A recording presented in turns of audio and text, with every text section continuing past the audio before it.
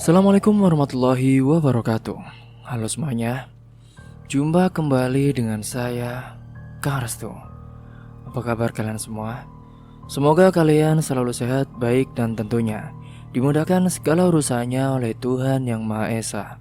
Amin amin ya rabbal alamin. Oke, seperti biasa kali ini saya akan menceritakan sebuah kisah horor. Dan bagi kalian yang baru bergabung di channel ini, jangan lupa klik tombol subscribe-nya, klik juga lonceng notifikasinya, serta like video ini, agar kalian semua tidak ketinggalan cerita-cerita menarik dan terbaru, tentunya dari channel Restu Horor. Oke, terima kasih.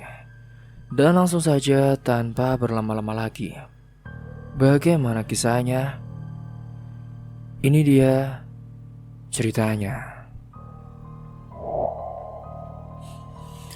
Perkelahian sengit di sore itu berakhir dengan Margono yang terkapar. Tubuhnya mencium tanah basah yang dingin, nafasnya terengah. Dadanya sesak oleh rasa malu dan juga amarah yang membuncah. Beberapa teman mencoba memapahnya, namun baru saja mereka melepaskan tangan, tubuh Margono kembali limbung. Ia tidak terima, kepalanya menunduk tapi tatapannya tajam, dipenuhi dendam yang belum lunas. Ia menantang lawannya lagi meski lututnya sendiri nyaris tak sanggup menopang beban tubuhnya. Lawannya berdiri tegak memandangi Margono yang tak berdaya. Tidak ada senyum sinis ataupun tatapan puas. Yang ada hanya kalimat tajam penuh luka. "Gon, aku gak ada maksud apa-apa ya Gon. Cuma peduli aja. Aku juga kan udah kenal Ningrum lama. Kita pernah sekantor. Aku tahu betul kelakuannya. Ningrum itu lintah. Selama kamu punya duit, dia bakal nempel terus. Tapi begitu kamu udah gak ada apa-apa, kamu bakal dibuang kayak sampah." Margono yang masih tergeletak menatap ke tanah, seperti menolak menerima kenyataan. Baginya semua ucapan itu cuma omong kosong. Bukankah selama ini Ningrum selalu manis kepadanya? Memang benar, tiap kali bertemu perempuan itu selalu minta ini dan itu, tapi ia menuruti. Terakhir kali saat itu, bahkan ia rela membelikan kalung emas seberat 7 gram. Bukankah itu bukti cintanya? Lagi pula, pikirnya Ningrum pasti akan jadi istrinya. Royal kepada orang yang dicintai bukanlah kesalahan. "Gon, kita berempat kan udah sahabatan dari kecil. Kamu percaya deh sama aku. Atau kamu boleh benci aku karena ngomong kayak gini. Tapi ayo Gon, kita buktiin bareng-bareng. Seberapa lama dia tahan sama kamu kalau kamu udah gak punya apa-apa." Suara Ferdi terdengar berat, nyaris putus asa. Wajah Margono tampak suram, dipenuhi bayangan luka yang dalam. Siapa sebenarnya perempuan itu? Ibarat bunga mawar, memang cantik dan juga harum, tapi durinya bisa membunuh. Ferdi menunduk meminta maaf saat itu. Mungkin ia telah terlalu jauh mencampuri urusan sahabatnya, tapi ia tidak ingin melihat Margono hancur. Malam hari itu kegelisahan menjadi teman tidur Margono. Berkali-kali ia menyalakan layar ponselnya, berharap ada kabar hangat dari Ningrum. Tapi yang ia temukan justru pesan yang membuat jantungnya mencelos. Ningrum meminta dibelikan sepeda motor saat itu. Bukan motor biasa, tapi merek mahal yang harganya nyaris puluhan juta, disertai ancaman. "Pokoknya, kalau gak dibeliin, kita putus aja," ucapnya. Margono menelan ludah lalu cuma tas, dompet ataupun perhiasan seperti minggu lalu. Meski tabungannya terkuras masih bisa ia tahan. Tapi kali ini ia ingin motor. Ia sadar, untuk bisa membelikannya harus dicicil, dan itu pun kalau pengajuan kreditnya disetujui. Sementara ia dengar kabar burung, perusahaan tempatnya bekerja akan merumahkan banyak karyawan. Bagaimana kalau ia termasuk di dalamnya? Dalam kepalanya saat itu, suara Ferdi kembali menggema. Lalu kenangan-kenangan manis bersama Ningrum bermunculan. Ia teringat saat pertama kali bisa mencium pipi Ningrum. Detik yang membuatnya merasa seperti laki-laki paling beruntung di dunia. Bahkan saat bibir mereka bersentuhan, Lututnya bergetar hebat, ia menjaga kesuciannya, tak pernah menyentuh lebih dari itu. Tapi kini pikirannya telah kotor. Kenapa gak ku ambil sekalian saja ya keperawanannya? Toh dia kan udah minta terlalu banyak dariku. Margono memukul jidatnya sendiri. Astagfirullah. Ia mencoba mengusir pikiran jahatnya. Ia pun buru-buru membalas pesan Ningrum, berusaha menenangkan kekasihnya. Ia buka aplikasi rekening di ponselnya. Angka yang muncul di layar membuatnya terdiam. Hanya tersisa sekian ratus ribu. Ia masih bisa mencoba mencicil motor, tapi itu berarti hidupnya akan makin berat ke depannya. 2 minggu berlalu dan selama itu pula Ningrum kini menjauh. Berkali-kali Margono mencoba menemui, namun respon Ningrum selalu dingin. Wajah manja yang dulu dikenalnya kini berubah menjadi ekspresi asing yang menusuk. Kalimat yang akhirnya keluar dari mulut perempuan itu pun mengoyak harga diri Margono. Miskin ya miskin aja. Jangan sok-sokan deketin aku.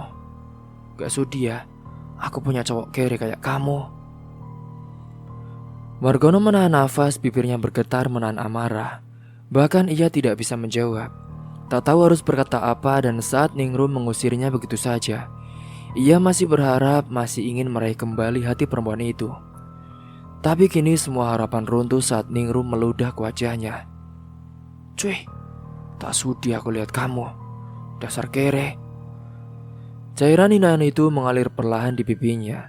Sebuah penghinaan telak. Sebuah luka yang tak hanya menggores kulit, tapi juga meremukkan harga dirinya sebagai laki-laki. Setelah kejadian itu, dan benar saja apa yang dikatakan oleh sahabatnya, kenyataan itu menghantam sendi-sendinya seperti palu godam. Margono hanya bisa menatap kosong, hatinya seperti dicabik-cabik 1000 belati. Sahabatnya yang lain mencoba menguatkan, namun semuanya sia-sia.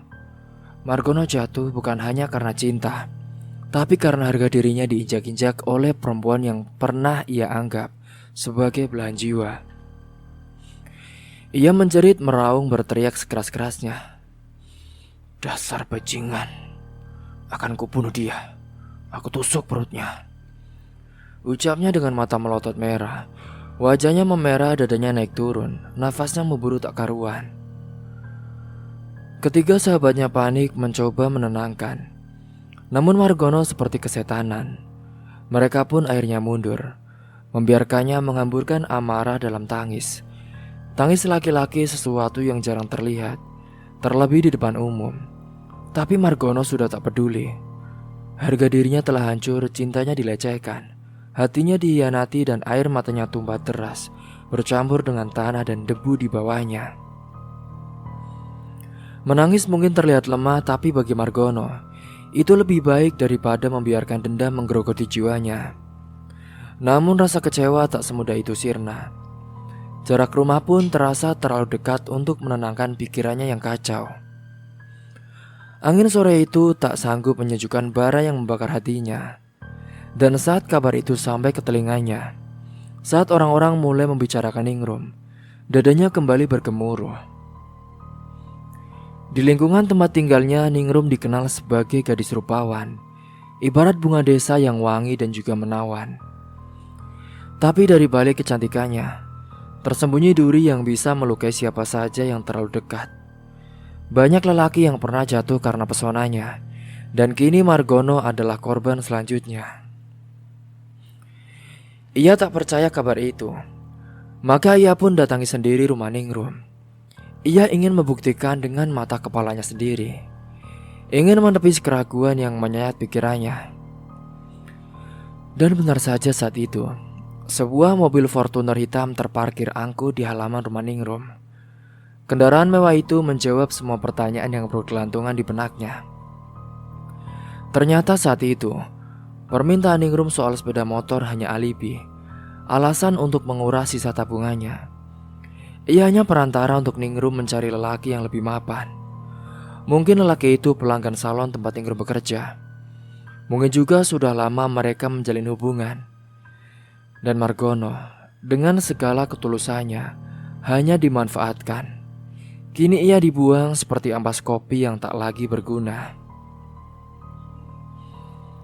Sore hari itu Margono pulang dengan perasaan seperti dibenamkan ke dalam sumur penuh luka. Tapi belum sempat pikirannya tenang. Keributan terdengar dari rumah tetangga. Orang-orang berlarian, beberapa berteriak. Margono mendekat dan matanya membelalak.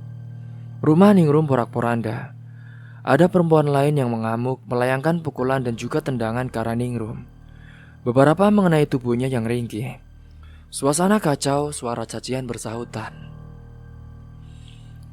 Sialnya saat itu Margono yang berniat jadi penyelamat malah terkena tendangan telak ke bagian vital. Sakitnya sungguh luar biasa. Ia terhuyung menggigit bibir menahan mulas. Aduh, gila. Enak sekali rasanya perutku. Perempuan yang menyerang ternyata istri dari pacar baru Ningrum. Dengan suara lantang ia mengancam Ningrum agar menjauh dari suaminya, atau dia akan mati. Setelah melampiaskan kemarahan, perempuan itu pun masuk ke dalam mobil dan melesat pergi, meninggalkan arena seperti badai yang habis menggulung. Margono yang masih meringis kesakitan menghampiri Ningrum yang terduduk dengan rambut kusut dan wajah babak belur. Ia membungkuk mencoba menyentuh rambut perempuan itu. "Kamu gak apa-apa kan?" Suaranya lirih, tulus, masih terasa rasa cinta yang menyedihkan. Tapi sebelum tangannya menyentuh, Ningrum menepis dengan kasar. Wajahnya tak menunjukkan rasa terima kasih sedikit pun. Bahkan umpatan keluar dari mulutnya yang dulu pernah ia cium dengan lutut bergetar. Margono terdiam tersentak ingin menjelaskan, tapi baru 1-2 kata terlontar. Ludah menyambar di wajahnya. "Cuy, ngapain kamu di sini?" Ludah itu tepat di pipi, hangat dan penuh hinaan. Dunia seolah runtuh. Perasaan malu, sakit hati, dan amarah bercampur menjadi satu. Semua itu bercampur dalam diam yang panjang. Margono menunduk menghapus wajahnya dengan tangan gemetar. Tanpa sepatah kata ia melangkah menuju sepeda motornya. Ia pergi, menjauh dari tempat itu, dari Ningrum dan dari kenangan yang kini menjadi luka.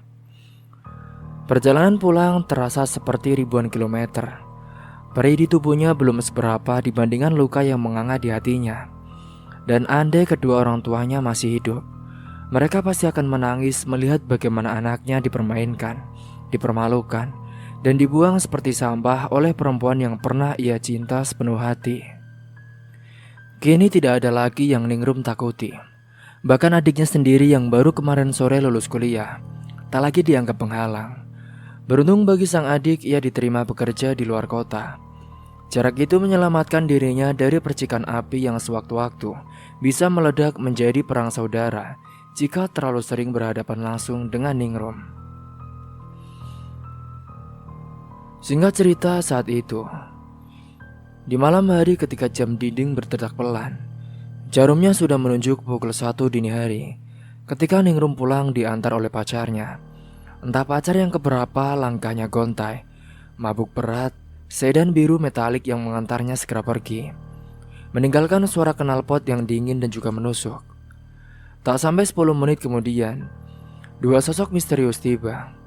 Mereka berboncengan dengan sepeda motor berpakaian serba hitam dan berhenti tanpa suara di halaman rumah Ningrum. Tanpa bicara, tanpa basa-basi, mereka langsung masuk ke dalam rumah. Pintu tak dikunci, satu orang berjaga di luar, satu lainnya masuk ke dalam rumah seperti bayangan, cepat, senyap dan juga penuh maksud. Sosok itu menemukannya di kamar. Ningrum sudah tertidur lelap atau mungkin setengah pingsan karena alkohol. Dalam genggaman tangan sosok itu, sebilah pisau mengilat terkena cahaya. Tanpa ragu saat itu, pisaunya ditancapkan tepat di dada gadis itu. Ningrum tak sempat berteriak. Mulutnya dibungkam, leher jenjangnya digorok berulang kali hingga nyaris putus. Tak ada suara, hanya darah yang mengalir deras, membentuk genangan di lantai. Tubuhnya mengejang, sepasang kakinya bergetar lalu lemas tak berdaya. Setelah melakukan hal kejam itu, sosok itu pun pergi secepat ia datang, membiarkan malam menyimpan rahasia yang lebih kelam dari pekatnya langit. Di tempat lain, Margono menggeliat gelisah di tempat tidurnya. Rumahnya sepi, telinganya tiba-tiba menangkap suara tangisan. Samar ia mencoba mendengarkan lebih seksama.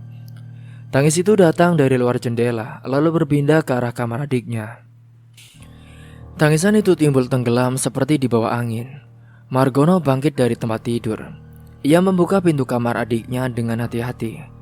Adiknya yang sudah terlelap ia tenang, tapi pandangannya teralihkan saat pintu kamarnya sendiri perlahan menutup sendiri. Angin? Tidak. Pintu itu terlalu berat untuk tertiup angin. Bulu kuduknya berdiri, Margono mundur pelan, hendak kembali ke kamarnya. Namun terhenti saat suara tangis itu kini terdengar jelas. Dari dalam kamarnya sendiri tangis lirik perih, menyayat seperti suara yang pernah ia dengar. Dengan suara bergetar ia bertanya, "Siapa itu di dalam? Siapa ya?" ucapnya. Tidak ada jawaban, hanya tangisan yang semakin nyata. Seolah tepat di balik pintu itu, ia ingin tidur di kamar ibunya. Tapi malu, ingin ke kamar adiknya tapi lebih malu lagi. Akhirnya dengan tangan gemetar, ia nekat membuka pintu kamarnya. Dan saat dibuka kosong, tak ada siapapun. Ia segera mengunci pintu, lalu memeluk guling seolah benda itu bisa melindunginya dari hal-hal yang tak bisa dijelaskan oleh logika. Suara tangis itu perlahan menghilang, meninggalkan udara dingin dan rasa takut yang menggantung di dinding kamar. Margono teringat suara itu. Ia tahu betul siapa pemilik tangisan itu. Ningrum, gadis yang pernah membuatnya hampir kehilangan akal.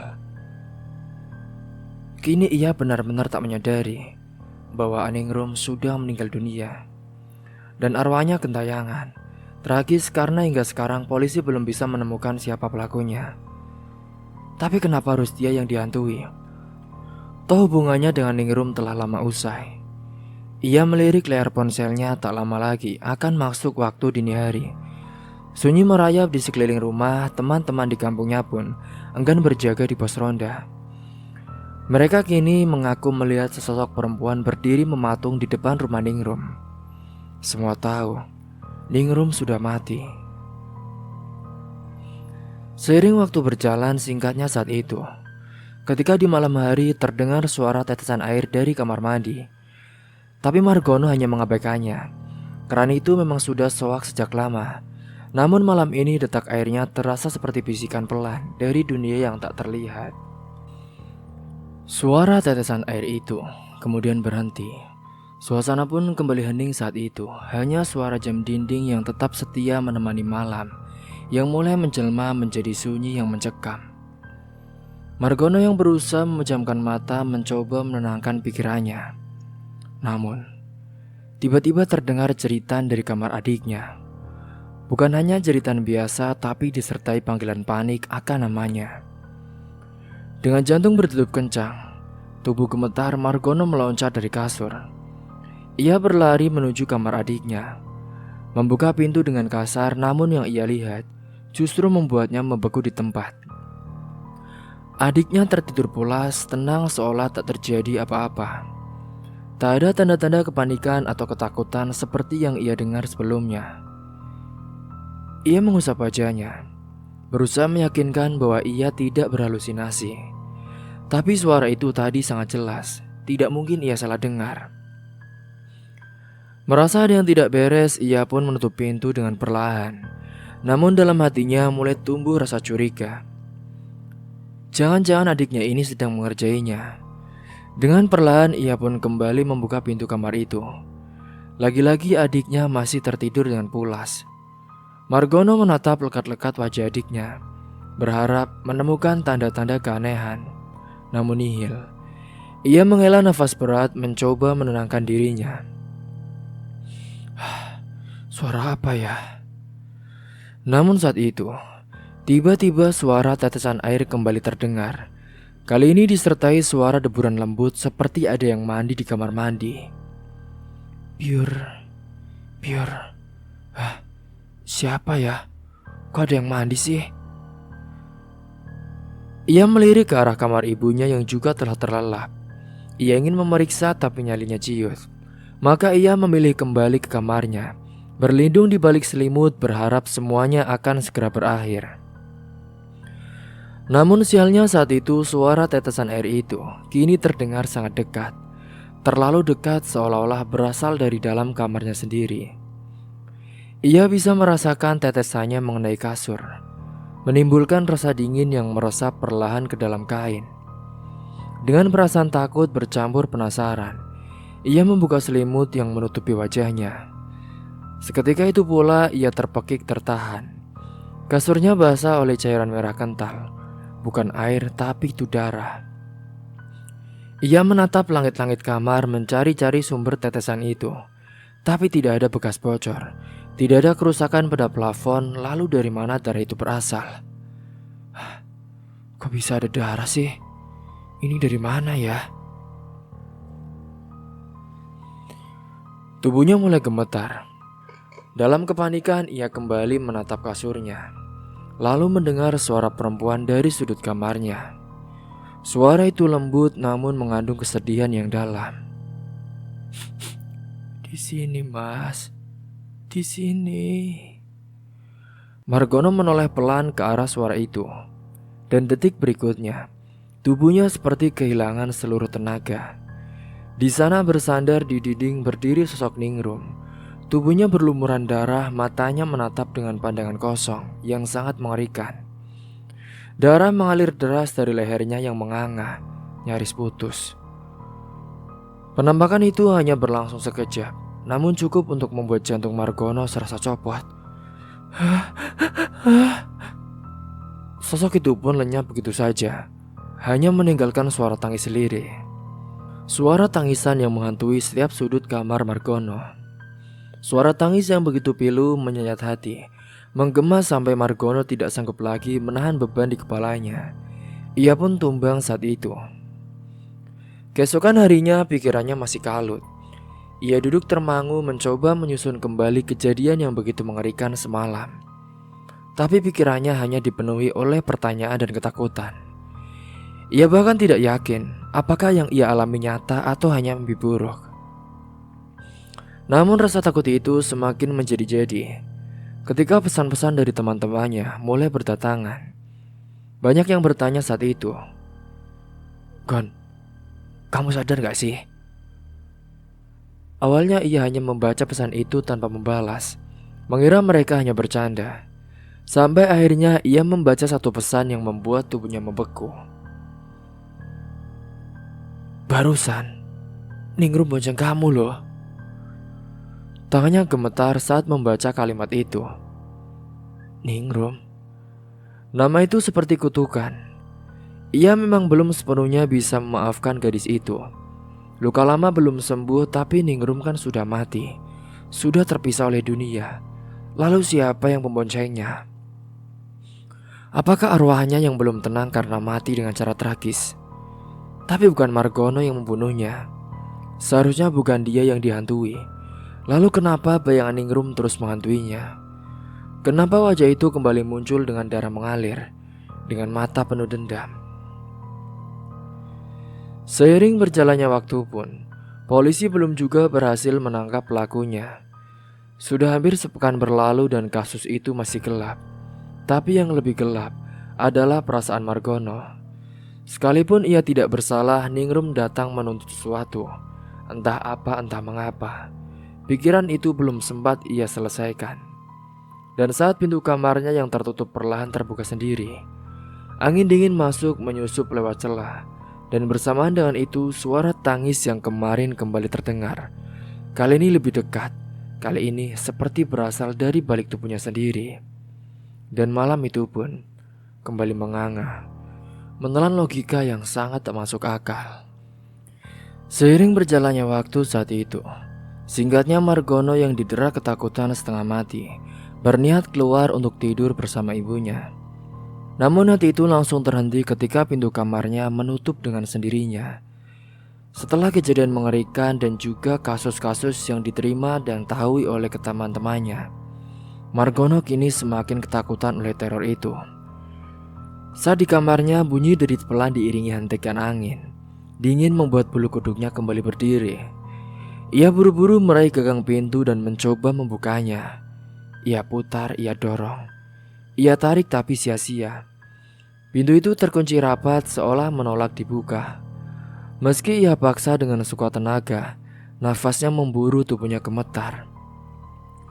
Ia hendak berbalik kembali ke kasur, namun ketika pandangannya menoleh ke tepian ranjang, darahnya seakan berhenti mengalir.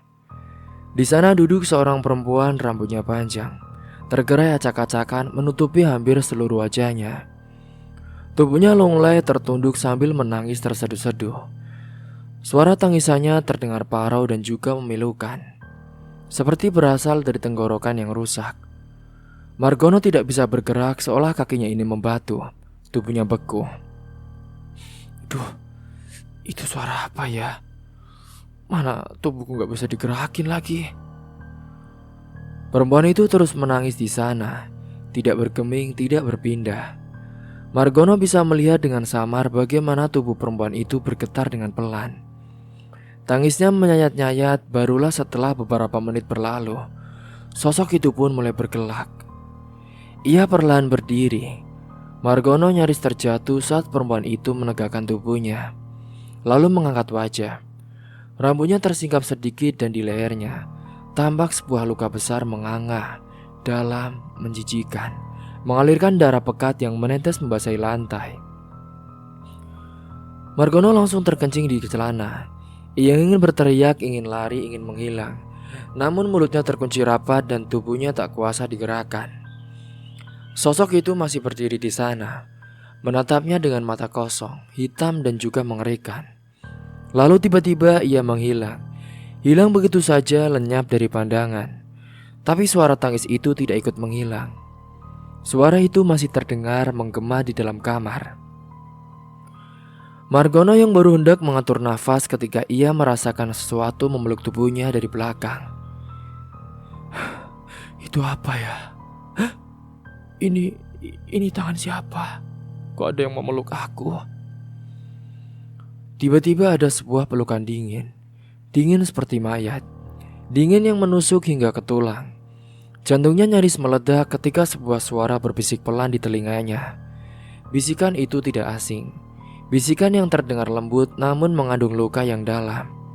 Suara itu berkata, "Dekap aku erat.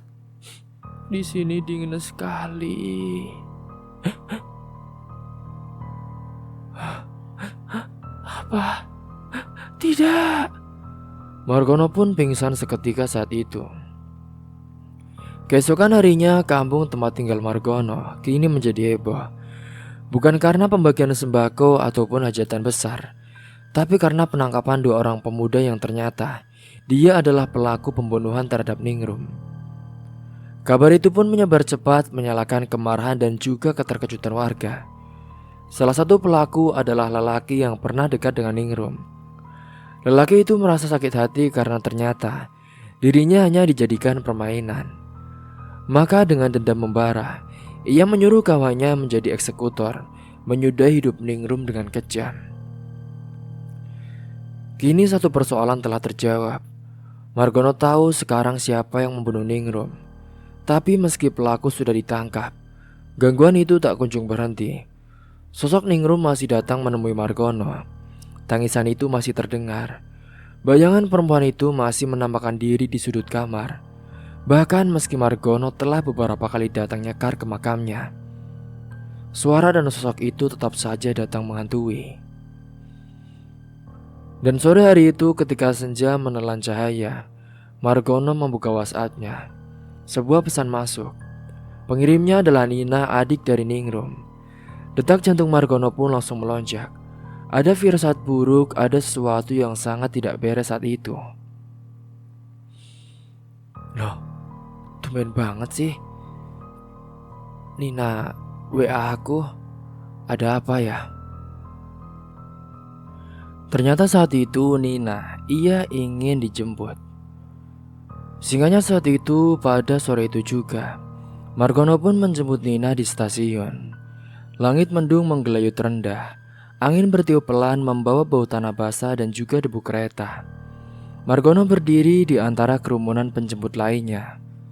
Matanya was-was menelusuri setiap penumpang yang akan turun dari gerbong. Tak lama saat itu, ia melihat seorang gadis mengenakan kemeja biru langit dan celana bahan warna hitam. Ia melangkah turun dengan sebuah koper kecil di tangan. Rambutnya dikunci rendah, wajahnya sangat mirip dengan Ningrum, bahkan terlalu mirip.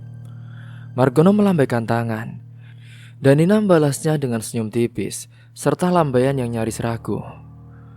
Mereka berjalan beriringan meninggalkan hiruk-pikuk stasiun. Tak banyak bicara, perjalanan menuju warung soto di tepi kota mereka lalui dalam keheningan. Di dalam mobil hanya suara kipas pendingin yang terdengar. Seringkali Margono mencuri pandang ke arah Nina melalui kaca spion. Dan setiap kali pula ia merasa seperti melihat bayangan Ningrum yang telah tiada. Tempat ini dulu sering jadi langgananku sama Mbak Munin, ucap Margono saat mereka duduk berhadapan di sebuah kedai soto tua yang berdiri mewah di bawah pohon asam. Aroma kuah kaldu dan daun bawang mengepul dari mangkuk yang baru saja dihidangkan.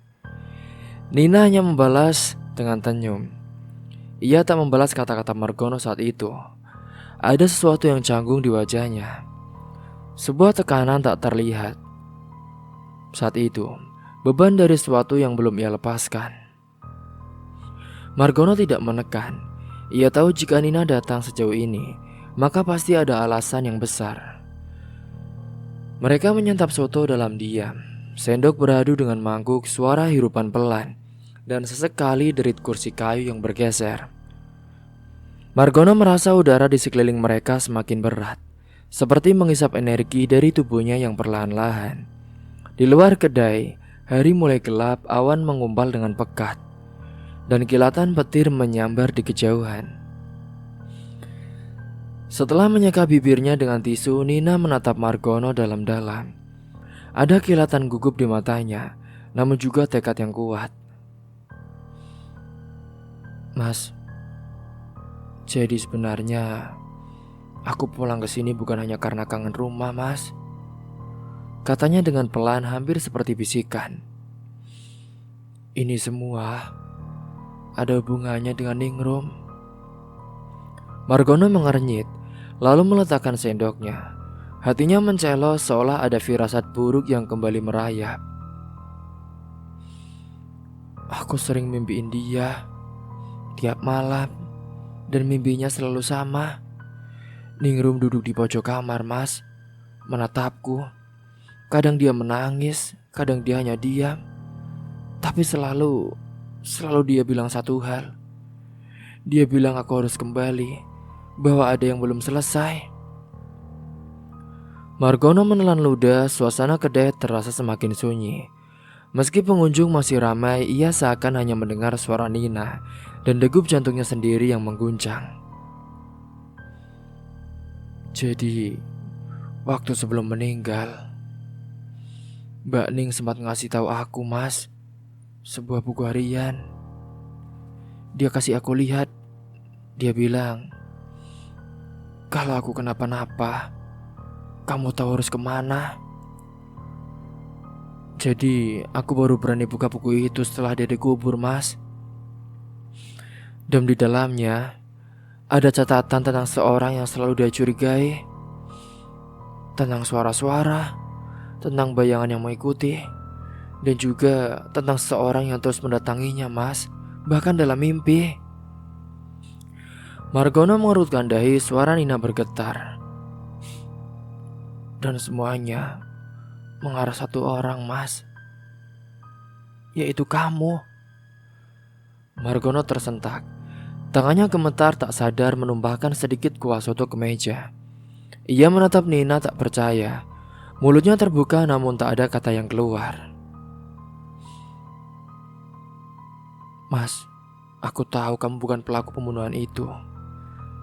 Tapi Mbak Ning merasa kamu menyimpan sesuatu, Mas. Sesuatu yang sangat penting. Sesuatu yang bisa menjawab kenapa arwahnya Mbak belum tenang. Margono membuang nafas panjang. Hening sejenak, angin malam berhembus dari celah jendela kedai, membawa suara ranting berderak dan gemerisik daun saat itu. Ia tahu Saatnya sudah tiba. Ia sudah terlalu lama menyimpan semuanya sendiri. Malam-malam yang dilalui dengan suara tangis, sosok Ningrum yang berdiri di sudut ruangan, dan juga luka menganga di lehernya. Bisikan yang meminta didekap lebih erat, semua itu bukanlah delusi, bukan mimpi, tapi kenyataan yang memang terus menghantuinya. Nin, aku tahu Ning. Ningrum memang belum tenang, Nina. Dia juga datang hampir setiap malam. Kadang duduk di pinggir ranjang, menangis, minta didekap. Tapi setelah itu aku selalu pingsan, Nina. Aku tidak tahu kenapa. Seolah-olah tubuhku ini dikuras, jiwaku dihisap. Jadi energiku itu selalu habis. Nina menggenggam tangan Margono di atas meja. Tangannya dingin seperti es. Mbak Ning butuh keadilan, Mas. Tapi lebih dari itu, dia butuh seseorang yang mau meneruskan harapannya. Margono menatap Nina dengan tatapan bingung. Harapan? Harapan apa? Aku. Jawab Nina dengan suara lirih namun pasti. Kamu? Maksudnya? Dia ingin aku bersamamu, Mas. Dia bilang dia menitipkan semua yang belum selesai kepada aku, termasuk kamu. Kata-kata itu menghantam Margono seperti petir. Tak ada jeda, tak ada pengantar. Gadis ini, adik dari mantan kekasihnya yang sudah meninggal, kini duduk di depannya menyatakan niatnya untuk menjadi bagian dari hidupnya. Kamu serius, Nin? Kamu gak bercanda kan? Bisik Margono. Wajahnya tegang tapi ada secerta kehangatan di matanya. Aku gak akan memaksamu, Mas. Tapi jika kamu bersedia, aku ingin menjadi seorang yang menemanimu, menguatkanmu. Dan juga jika Mbak Ning masih ada di perantara kita, aku ingin dia melihat bahwa aku menjaga orang yang dulu pernah dia cintai, Mas. Mungkin Mbak Ning merasa bersalah. Aku tahu Mbak Ning bukan orang baik. Seketika saat itu, lampu di kedai itu pun meredup. Semua pelanggan menoleh. Seorang anak kecil tiba-tiba menangis keras, menunjuk ke arah jendela. Ibu, itu Bu, itu nangis di luar. Ibu, itu, teriak anak kecil itu. Orang tuanya melihat keluar tapi tak ada siapapun di sana. Hanya embun di kaca dan juga bayangan pepohonan yang bergoyang ditiup angin.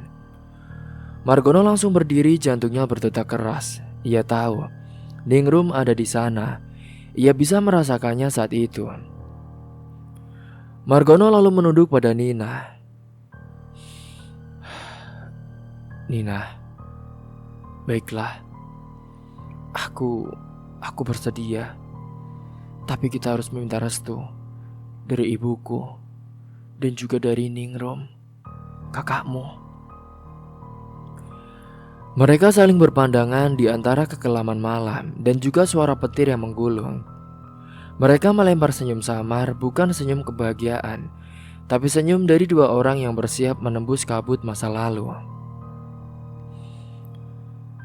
Singkatnya pada hari itu, di malam itu ketika mereka sampai di rumah Margono, suasana hening menyelimuti seluruh sudut bangunan. Ibunya sudah tidur namun angin menepat jendela dengan suara berdesir panjang. Margono mengantar Nina ke kamar tamu, lalu kembali ke kamarnya sendiri. Ketika ia hendak merebahkan diri, suara itu pun kembali terdengar. Suara tangisan dari Ningrum. Tapi kini berbeda, tangisan itu terdengar lebih ringan, seperti melepas, seperti pamit saat itu. Margono pun menoleh ke arah pintu, dan di sana sesosok bayangan berdiri, tak menunduk, tak menangis, hanya menatap dengan mata yang tak lagi hitam. Rambutnya tersibak pelan, wajahnya tenang, dan luka di lehernya perlahan-lahan memudar. Ningrum mengangguk, lalu tersenyum. Dan saat itulah sosok itu mulai memudar. Perlahan ia menyatu dengan gelap. dengan ada suara-suara lirih yang didengar oleh Margono. Margono, terima kasih ya. Kamu sudah mau menerima Nina adikku. Aku minta maaf karena dulu aku sudah mempermainkanmu, sudah memanfaatkanmu. Bahkan aku bukanlah wanita yang baik. Aku hanyalah wanita sewaan. Wanita yang mau tidur dengan lelaki manapun asalkan aku kaya. Margono mendengar suara itu, ia menangis. Hingga saat itu, saat Margono menjamkan mata, hatinya terasa lapang untuk pertama kalinya setelah sekian lama. Dan jauh di ujung malam, suara bisikan itu pun terdengar lagi. Tapi kali ini bukan untuk meminta didekap, melainkan berkata dengan lirih. Terima kasih ya Margono. Terima kasih sekali lagi. Tolong ikhlaskan aku dan maafkan aku atas semua kesalahanku, agar aku tenang. Terima kasih. Tolong jaga Nina. Hingga setelah kejadian itu, akhirnya arwah dari Ningrum pun sudah tak menghantui Margono. Dan kini seiring berjalannya waktu, bulan demi bulan berlalu, Margono pun akhirnya menemukan cinta jatinya. Ia adalah Nina, adik kandung dari almarhum Ningrum yang memang memiliki wajah dan paras yang sama seperti Ningrum. Mereka menikah dan akhirnya hidup bahagia bersama. Dan cerita pun selesai. Semoga kalian semua bisa mengambil hikmah dan pelajaran dari kisah ini. Mungkin itu saja yang dapat saya sampaikan. Kurang lebihnya mohon maaf apabila ada salah kata. Sampai jumpa di cerita selanjutnya. Akhir kata dari Kang Restu. Wassalamualaikum warahmatullahi wabarakatuh.